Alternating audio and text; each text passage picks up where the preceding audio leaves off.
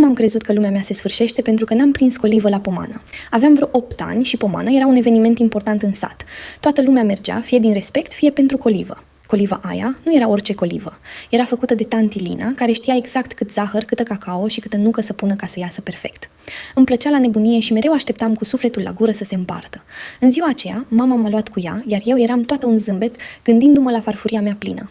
Am stat cu minte, ascultând rugăciunile și cântările preotului, deși stomacul meu gheorțăia ca un urs trezit din hibernare.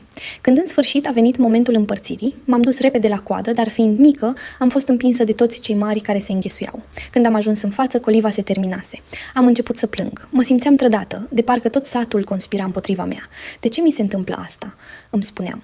În timp ce șiroaile de lacrimi îmi curgeau pe obraj, un bătrânel cu mustață albă, pe care nici măcar nu-l cunoșteam, mi-a pus farfuria lui în mână și mi-a spus: "Lasă, tată, eu am mâncat destulă colivă la viața mea." Nu știu de ce, dar gestul lui